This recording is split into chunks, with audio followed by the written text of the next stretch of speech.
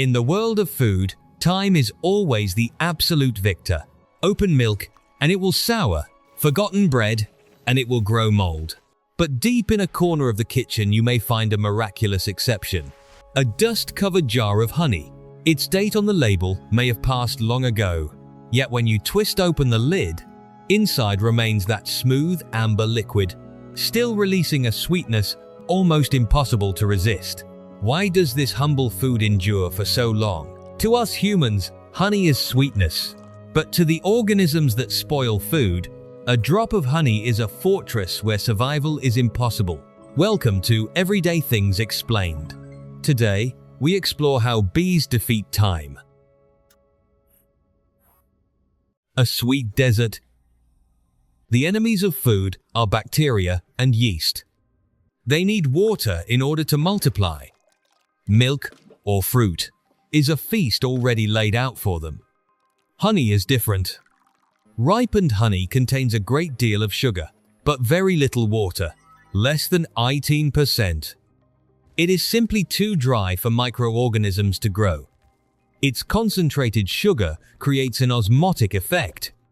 A bacterium that falls into a drop of honey has its water drawn away until it dries out and dies.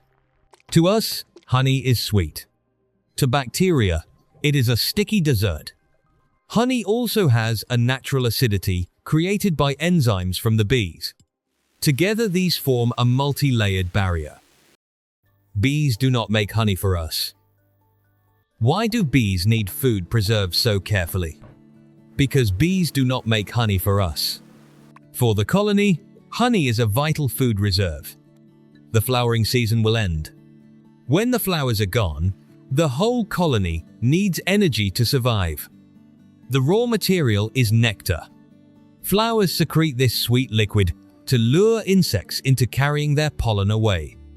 But nectar is extremely diluted. It can contain up to 80% water, making it easy to ferment and impossible to store. So the bees must transform perishable sugar water into thick, energy-rich food. A factory powered by wings. When a bee lands on a flower, it gathers nectar into its stomach. On the flight back, enzymes begin transforming the sugars. Back at the hive, the bee passes the mixture to other worker bees for processing, then spreads it into thin layers inside the wax cells. The decisive step is drying. Inside the hive, countless pairs of wings fan without pause, creating airflow across the surface of the nectar. Little by little, the water evaporates. When the moisture falls low enough, the bees seal the cells shut with wax. No artificial preservatives. No freezer. Only flowers, enzymes, wings, and the coordination of the entire colony. And so perishable sugar water becomes enduring honey.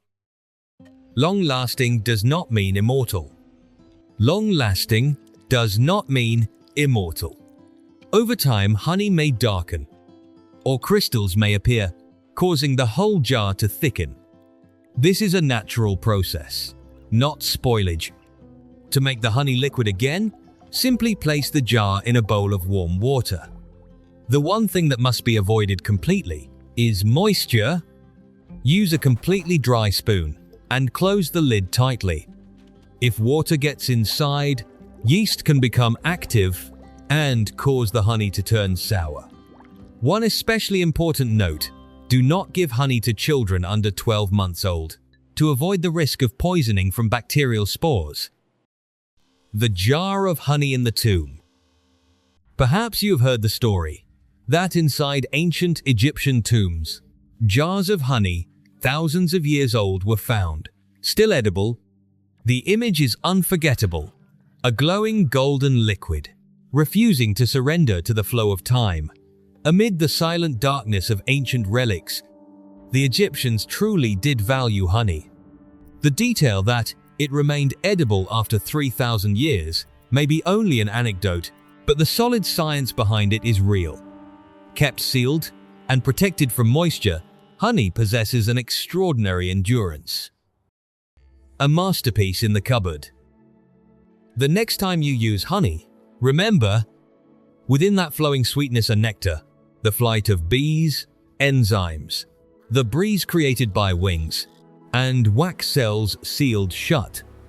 A jar of honey is not merely something sweet. It is the survival reserve of an entire bee colony made so well that even time must slow down. And why do bees always store honey inside nearly perfect hexagonal cells? That will be the next story from Everyday Things Explained.